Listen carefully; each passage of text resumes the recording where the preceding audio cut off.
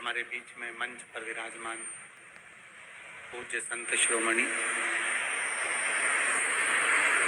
कथा के मुख्य आयोजक के रूप में स्वर्गीय श्री महेश जी यादव जी की स्मृति में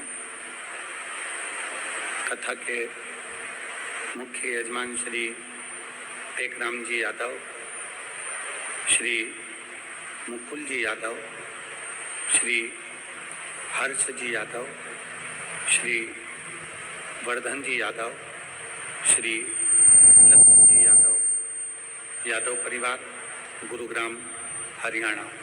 एक बार यजमान परिवार के लिए जोरदार ताली बजाकर उनका साधुवाद, वंदन, अभिनंदन।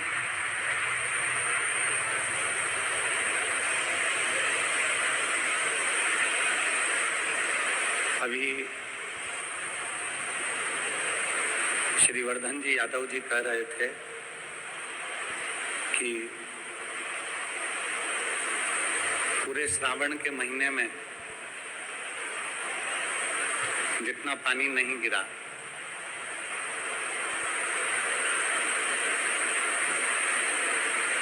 उतना एक दिन में कल रात से लेकर आज तक में गिर गए। और शिव परीक्षा बहुत लेता है। हमने पहले भी कथा में कहा, वो पूरी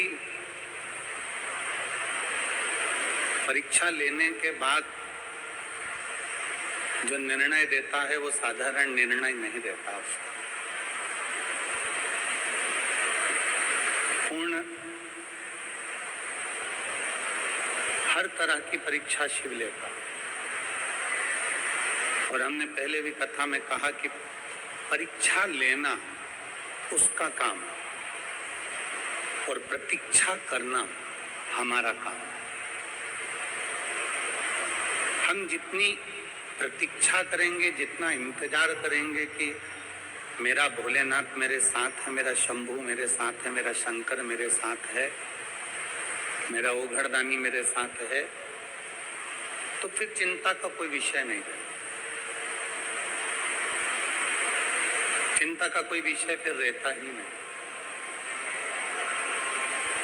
और मैंने तेरे ही भरोसे बाबा, तेरे ही भरोसे हवा बिच उड़ती जाई बाबा,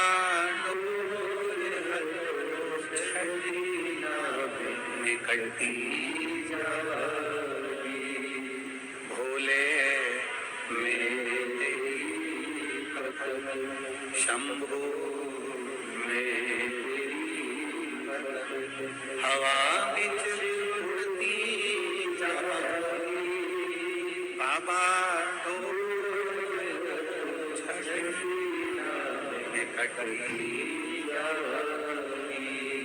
पूर्ण परीक्षा शिव लेता है, पूर्ण परीक्षा।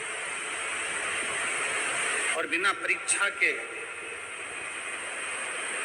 अगर परीक्षा दी ही नहीं है, परीक्षा में तुम बैठे ही नहीं हो, परीक्षा हॉल में तुम गए ही नहीं हो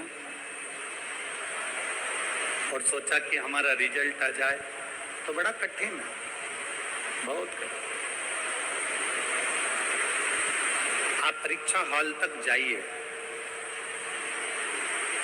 जैसे आज आप सब लोग आ रहे होगे ना, जब पानी गिर रहा होगा, गुड़गांव के, गुरुग्राम के इस हरियाणा वालों ने ऐसा नजारा नहीं देखा होगा कि इतनी तेज जलवृष्टि और लोग अपना घर छोड़कर पैदल पैदल चलकर कथा के पंडाल तक आ रहा है।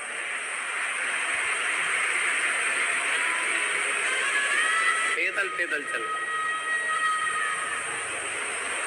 बुजुर्ग, बच्चे, युवान, मेरी बहनें, मेरे भाई, मेरी बेटियां, मेरी जीजियां, मेरे जीजा, सब पैदल पैदल पैदल पैदल पूर्ण परीक्षा के साथ, पूर्ण परीक्षा।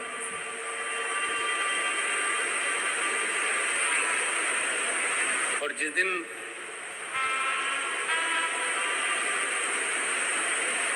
परीक्षा का दूसरा क्रम है प्रतीक्षा, तुम्हारा इंतजार।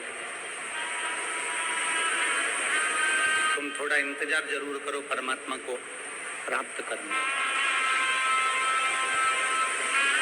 तुम थोड़ा इंतजार जरूर करो उस परमात्मा को प्राप्ति का, वो मिलेगा जो।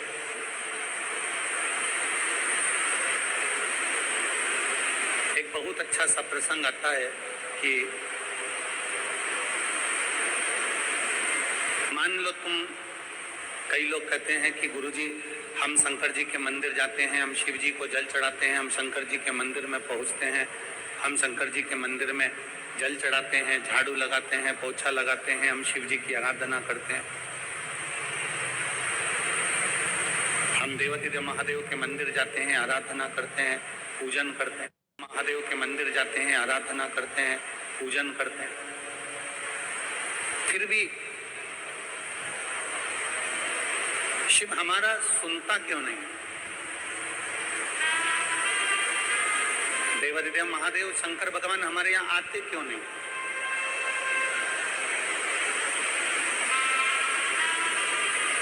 आप आए नहीं और सुबह हो गई, मेरी पूजा की थाली धरी की धरी। क्यों? जब हम इतनी पूजन करते हैं, हम इतनी अर्चना करते हैं, इतनी सेवा करते हैं, तो शिव हमारे यहाँ आते क्यों? क्यों नहीं? शिव महापुराण की कथा कहती है, आप कथा में आए, थोड़ा ध्यान लगाकर सुनना। पानी अपनी जगह पर है, जलवृष्टि अपनी जगह पर। आप कथा में आए और किसी ने आपको कुर्सी दे दी बैठने के लिए, और किसी ने आपको कुर्सी दी बैठने के लिए, और वो कुर्सी पे चाय गिरी पड़ी हुई है, उसी पे झूठन पड़ा हुआ है, उसी पे चाय पड़ी है, उसी पर गंदगी पड़ी हुई है। अब इतनी किसी ने कुर्सी दे दी बैठने के लिए, उसी पे चाय पड़ी, उसी पे गंदगी पड़ी, उसी पर झूठन पड़ा, सब कुछ उसी पे पड़ा हुआ है। अब आप में से कोई होगा जो उस कुर्सी पर बैठ जाएगा? जम के बोलो जरा, बैठोगे? नहीं। कुर्सी किसी ने बैठने के लिए दी, उस कुर्सी पर गंदगी पड़ी हुई है, चाय पड़ी हुई है, झूठन पड़ी हुई है, आप उस कुर्सी पर नहीं बैठोगे। आप आओगे जरूर पर बैठोगे नहीं। शिव महापुराण की कथा भी यही कहती है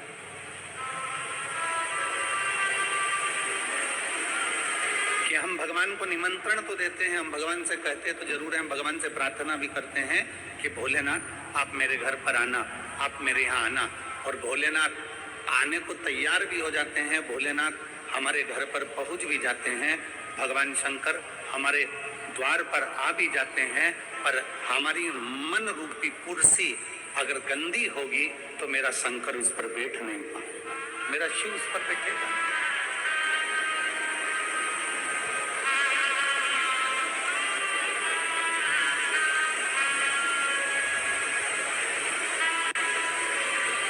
शिव मंदिर जाओ, शंकर भगवान को एक लोटा जल चढ़ाओ, शिव जी की चौखट पर पहुंचो, शिवालय पर जाओ, पर शिव महापुराण की कथा कहती है कि शिवालय पर जाइए, शिव महापुराण की कथा में जाइए, मंदिर तक जाइए, पर शिव कथा कहती है कि पहले अपने मन रूपी कुर्सी को साफ कर लीजिए, क्योंकि बाबा को बिठाना यही है।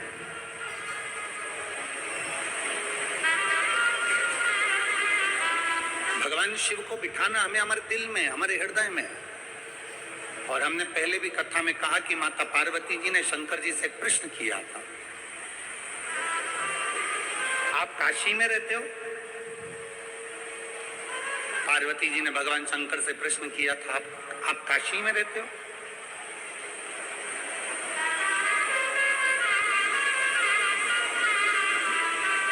पार्वती जी ने शिव जी से प्रश्न करा था कि आप उज्जैन में रहते हो, आप केदार में रहते हो, आप अमरनाथ में रहते हो, आप गुरुग्राम में रहते हो, आप कुबेरेश्वर धाम में रहते हो, आप ओमकारेश्वर में रहते हो। पार्वती जी ने प्रश्न किया था कि आप रहते कहाँ हो? भगवान शंकर ने माता पार्वती के प्रश्न का उत्तर दिया था कि जो अपने मन को पवित्र कर कर मुझे दिल से निमंत्रण दे, आमंत्रण दे और दिल से जो एक लोटा जल मुझे समर्पित कर देता है, उसके हृदय में मैं जाकर विराजमान हो जाता हूँ। मैं वहीं पर उसके हृदय में, उसके चित्त में विराजित हूँ।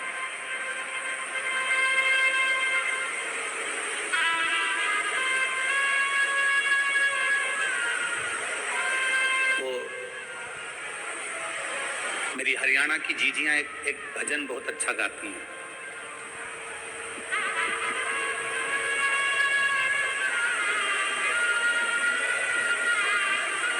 काशी में ढूंढा तुझे,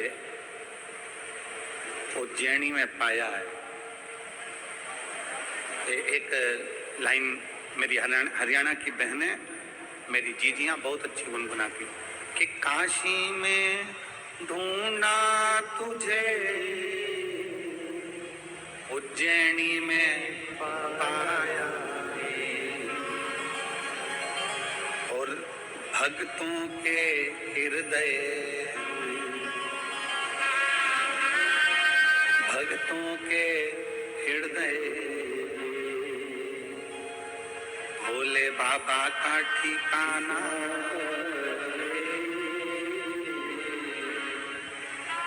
शिव भक्तों के हृदय भोले बाबा का ठिकाना। और दुनिया वाले क्या जाने मेरा रिश्ता पुराना। शिव को कहीं पर भी ढूंढ लो,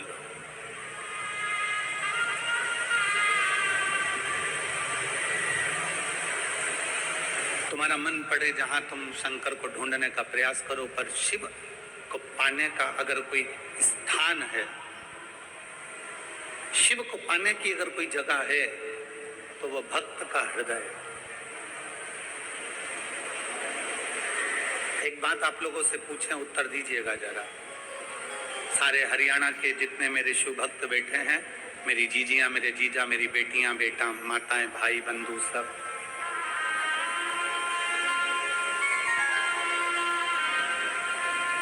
पैर छूने से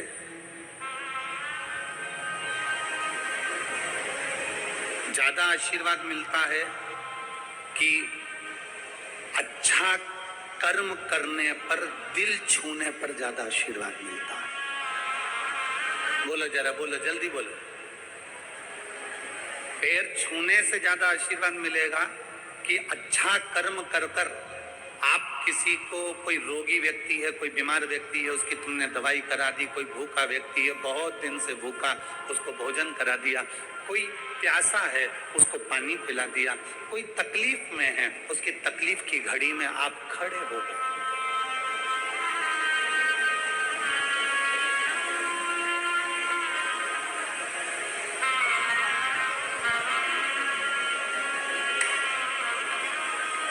किसी के कष्ट के समय पर आप खड़े हो।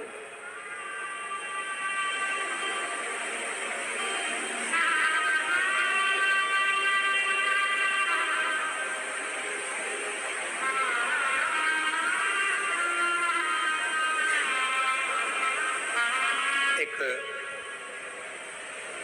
कल के पत्रों में एक पत्र था,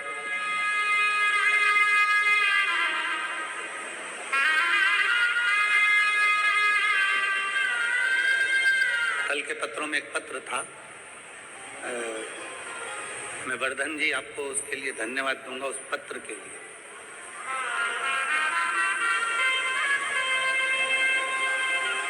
कोई विपिन शर्मा जी ने उस पत्र को लिखा था, इसी गुरुग्राम में। और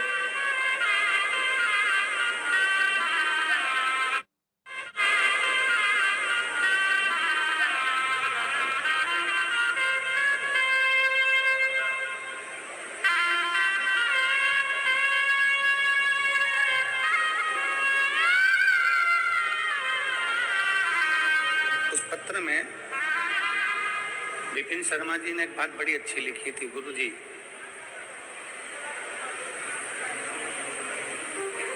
हमारी माता जी की तबीयत खराब हुई और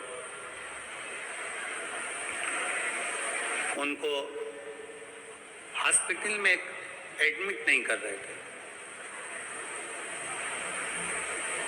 हम वर्धन जी के पास में गए और वर्धन जी से हमने कहा कि भैया वो हमारा एडमिट नहीं कर रहे हैं माँ को और तकलीफ ज़्यादा है, प्राइवेट में पैसा बहुत लग रहा है। वर्धन जी ने तुरंत किसी को फ़ोन किया, फ़ोन कर 15 मिनट के अंदर गुरुजी हमारे पास में मैसेज आता है कि आपकी मम्मी को यहाँ भेज दो, हम एडमिट करते हैं। हम उसके लिए आपको धन्यवाद देते हैं कि पैर छूने से बड़ा है व्यक्ति का कर्म। अच्छा करो, ऐसा कर्म करो जो व्यक्ति के दिल को छू जाए, और जब व्यक्ति के दिल को छूता है तो वो जो आशीर्वाद मिलता है वो आशीर्वाद कभी कम नहीं हो सकता, कभी कम नहीं। पराये दर्द को जो अपनाए उसे इंसान कहते हैं, किसी के काम जो आए उसे इंसान कहते हैं।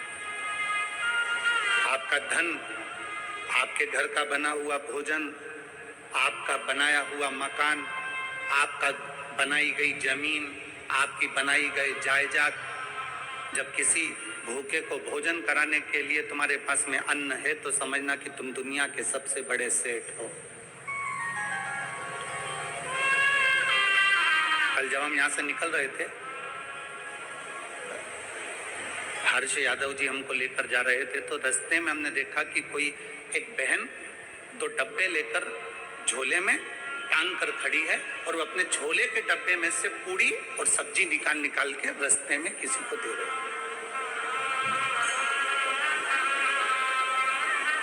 जितनी उसकी सामर्थ्यता होगी वो उतना दे रहा है। फिर आगे गए तो हमने देखा कि कोई सिख भाई पानी की बोतल बांट रहा है। फिर हमने देखा कि कोई आगे जाके बिस्कुट का पूड़ा बांट रहा है। हमने हर्ष जी से भी कहा कि हर्ष जी, भक्तों का भाव देखिए, कितना प्रेम इन लोगों का। जिसकी जितनी सामर्थ्यता, आपके घर का भोजन जब सफल है जब किसी भूखे का आप पेट भर दो। आपकी विद्वत्ता जब सफल है जब आप किसी हारे हुए व्यक्ति को, चित्त से हारे हुए व्यक्ति को, मन से हारे हुए व्यक्ति को सत्मार्ग बता दो।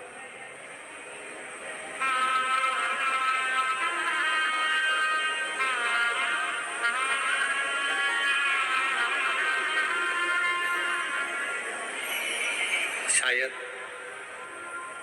हमारी इतनी कथाओं में ये पहला यजमान का घर होगा ऐसा, जो घर के लोग दूसरे के मकान में रह रहे हैं और उनके मकान में बाबा कुबेर भंडारी रह रहा है।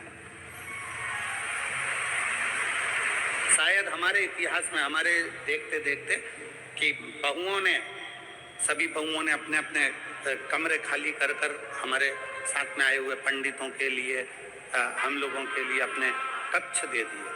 कक्ष तो दिया पूरा की पूरा चेंज कर पूरा की पूरा भवन। शायद भवन जब सार्थक है जब तुम्हारे घर में कोई मेहमान आए। आज के जमाने का मेहमान होटल में रुका दिया जाता है, आज के जमाने के मेहमान को कहीं दूसरी जगह रुका दिया जाता है, पर घर में मेहमान के लिए, घर के बुजुर्ग के लिए, घर के बूढ़े के लिए, घर में आए हुए संत साधु के लिए, घर में आए हुए बहन बेटी के लिए, घर में आए हुए बहन जमाई के लिए कोई जगह नहीं रहती। तो फिर वो मकान किस काम का? तो प्रॉपर्टी किस काम की?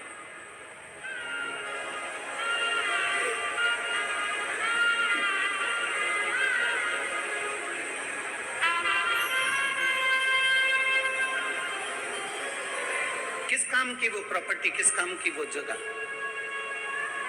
जिसमें अपने घर में आया हुआ मेहमान, आपके घर में आई हुई बहन बेटी, आपके घर में आया हुआ कोई अतिथि, कोई बुजुर्ग तुम्हारे घर में रह नहीं सकता।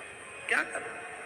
तुम्हारे घर का भोजन जब सार्थक है जब भूखे का पेट भर सको, और तुम्हारा घर जब सार्थक है जब किसी अतिथि की सेवा कर सको, और तुम्हारा वैभव जब सार्थक है जब तुम किसी की औषधि करा सको।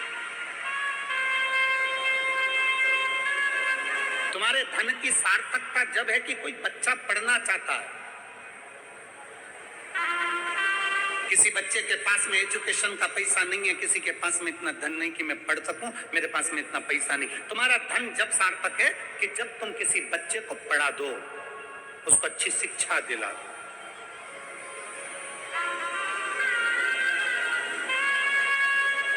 ये तुम्हारी सार्थकता होना चाहिए।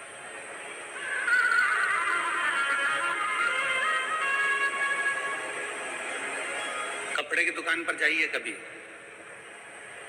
कपड़े वाले से कहना कपड़ा दिखाओ जरा अच्छा वाला जोरदार। कपड़े वाला कपड़ा दिखाएगा, आंटी जी ये कपड़ा जोरदार है, अंकल जी ये कपड़ा जोरदार है, ताऊ ये कपड़ा जोरदार है, ताई ये कपड़ा अच्छा है। फिर कहेगा इसका रंग तो नहीं जाएगा। कपड़े वाले से पूछोगे, कपड़ा वाला कहेगा नहीं नहीं, इसको तुम 4-6 बार भी धो लोगे तो रंग नहीं जाने वाला, खूब अच्छा मल मल के धो, कलर नहीं जाएगा। धोने के बाद कपड़ा छोटा तो नहीं हो जाएगा, नहीं नहीं, ये तो बनता है, ये कपड़ा छोटा नहीं होता, ये तो खूब और धोने के बाद और फैल जाता है। कितने का है? कपड़े वाले ने कपड़े की कीमत बताई, कपड़े वाले ने कपड़े की क्वालिटी बताई, कपड़े वाले ने कपड़े की कीमत बताई, उसकी क्वालिटी बताई, उसका तरीका बताया, सब कपड़े वाले ने बता दिया। अब तुम उस कपड़े को लेकर कहां पहुंचे हो? दर्जी के पास, टेलर के पास।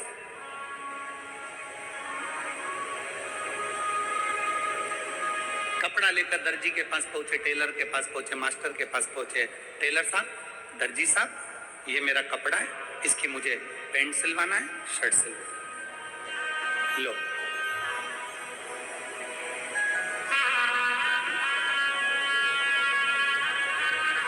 दर्जी ने कपड़ा लिया, टेलर ने कपड़ा लिया और उस कपड़े को फालतू का जो कपड़ा था उसको निकाल तुम्हारी पैंट बना दी, तुम्हारी जीन्स बना दी, तुम्हारी शर्ट बना दी, तुम्हारी टी शर्ट बना दी। कपड़े वाले ने कपड़ा दिया, क्वालिटी बताई, कीमत बताई, तरीका बताया, और दर्जी के पास लेकर गए। दर्जी से कहा साहब ये कपड़ा है, इस कपड़े को तुम बना दो, मेरी शर्ट, मेरी पैंट, ये कपड़ा आप सिल। कपड़े वाले ने, दर्जी ने उस कपड़े को सिल दिया, कपड़ा आपने पहन लिया। दर्पण में देखा, बड़े अच्छे दिख रहे हो। कांच में देखा, लोगों से पूछा कैसा लग रहा हूं? बहुत बढ़िया। कैसी दिख रही हूं? बहुत बढ़िया। कपड़े वाले की दुकान से कपड़ा लेकर आए थे, अगर वही कपड़ा तुम ऐसे लपेट के नीचे या ऊपर चलते तो अच्छे दिखते क्या? अरे बोलो तो नहीं हरियाणा की जीजी, अच्छे दिखते? नहीं दिखते। उस कपड़े को लेकर कहां गए? दर्जी के पास। दर्जी ने काट कर, छांट कर अच्छा बना दिया, तुमने पहन लिया और तुम अच्छे दिखने लगे। शिव महापुराण की कथा भी यही कहती है, वो परमात्मा कपड़े की दुकान रखता है। मेरा शिव पूरा कपड़े का थान रखता है, पूरा कपड़े का थान। अलग अलग डिजाइन के कपड़े, अलग अलग क्वालिटी के कपड़े सब उस शंकर के पास में हैं। और जब वो पैदा करता है, मृत्यु लोक में भेजता है, जब वो जन्म देता है, तब ये केवल कपड़ा हमको मिलता है, ये काया हमको मिलती है। फिर हम इस कपड़े को लेकर दर्जी के पास जाते हैं, अर्थात कहीं शिव महापुराण की कथा में जाते हैं और कोई गुरु उसमें काट काट कर इस कपड़े को सही करते करते, कहीं अज्ञानता को मिटाते मिटाते, काम, लोभ, आसक्ति, तृष्णा, वासना, झूठ, प्रपंच, इसको हटाते हुए इस कपड़े को इतना अच्छा बना देता है कि व्यक्ति जब पहनता है तो दुनिया के लोग कहते हैं कि अब ये अच्छा दिख रहा है, इसने कर्म अच्छा किया।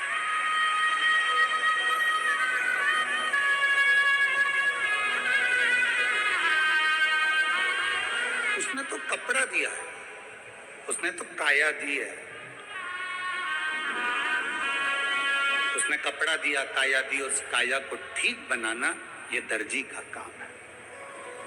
इस काया को ठीक करना ये किसी सतगुरु का काम।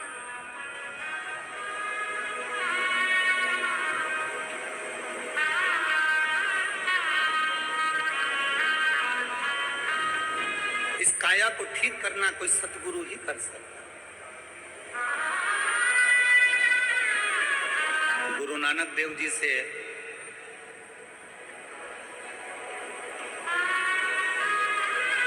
गुरु नानक देव जी से बाले ने पूछा,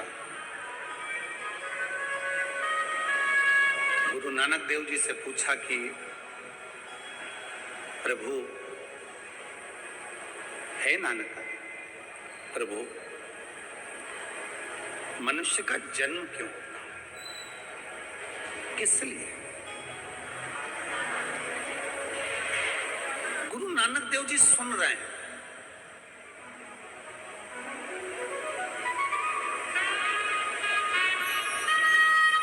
मौन क्रोध का सबसे बड़ा हथियार है। पति अगर गुस्सा कर रहा है और पत्नी अगर मौन हो जाए ना, तो इसमें जीत किसकी होती है? पति की कि पत्नी की? जम के बोला जरा जल्दी से। पत्नी की जीत होती है।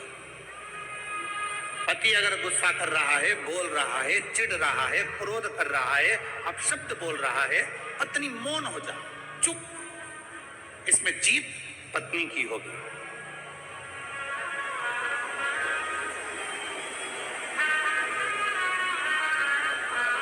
गुरु नानक देव जी मौन। गुरु नानक देव जी एकदम चुप, मौन। और गुरु नानक देव जी ने बाले ने कहा कि ये मानव का शरीर क्यों मिला है? ये मानव का शरीर किस लिए मिला? गुरु नानक देव जी से पूछा जा रहा है कि मानव का शरीर किस लिए? तो गुरु नानक देव जी थोड़ी देर के लिए मौन हो जाते हैं, चुप हो जाते हैं, और एकदम मौन होकर बाद में गुरु नानक देव जी कहते हैं, गुरु नानक देव जी कहते हैं, बाले, ये मानव का शरीर केवल एक कारण से होता है, परमात्मा का नाम लेकर अपने पूर्व के कर्म को काटते रहो और एक दिन आखिरी में परमात्मा की शरण में चले जाओ। केवल एक, कि राम राम रटते रहो जब तक घट में प्राण, कबहु तो दीन दयाल भनक पड़ेगा। जपते रहो, जपते रहो।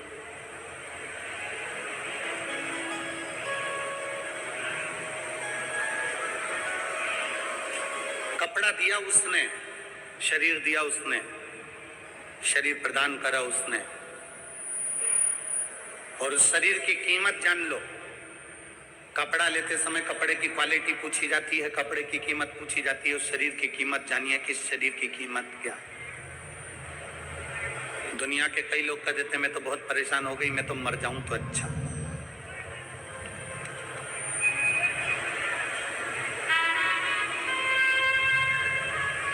मैं तो बड़ी कष्ट में हूं, मेरे प्राण छूट जाए तो अच्छा। मैं बड़ी तकलीफ में हूं, मेरे प्राण चले जाएं तो अच्छा। नहीं नहीं, शिव महापुराण की कथा कहती है, यह मानव का जो शरीर मिला है सबसे सुंदर कपड़ा है। अब इस कपड़े को दर्जी के पास लेकर जाओ, जो ये काया मिली है इस काया को किसी सतगुरु के पास लेकर जाओ, किसी संत में, किसी सत्संग में। कहीं शिव महापुराण के पंडाल में पहुंच गए, भगवान की कथा में पहुंच गए, तो ये कपड़ा तुम्हारा कोई अच्छा गुरु जिंदगी में मिल गया, कोई अच्छा सतगुरु मिल गया, कोई अच्छा मिल गया, तो इस कपड़े को छाट कर, इस कपड़े को काट कर तुम्हारे भीतर के अहंकार को, काम को, लोभ को, आसक्ति को, तृष्णा को, वासना को छाट कर श्रेष्ठ बना देगा।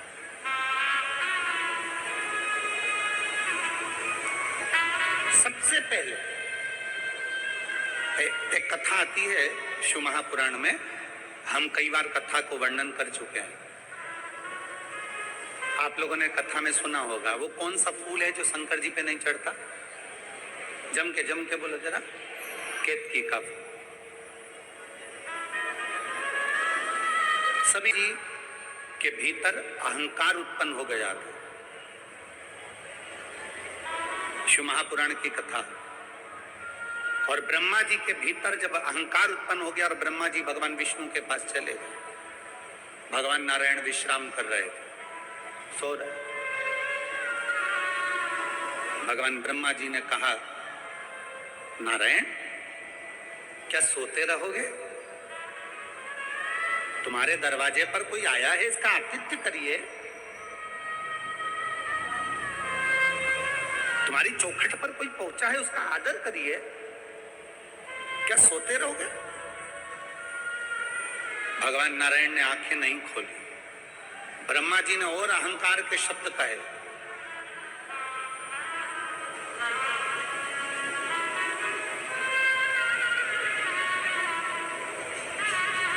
ब्रह्मा जी ने भगवान विष्णु जी से कहा कि मैं आया हूं ब्रह्मा, सृष्टि का रचना करता, आप मेरा आदर नहीं करोगे?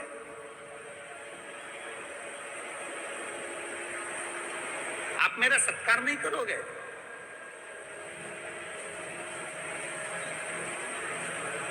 कभी ये एक आनंद का विषय है। देखिए पूरी कई कथाएं आप लोग टीवी पर देखते होंगे, कई कथाएं करते रहते हैं।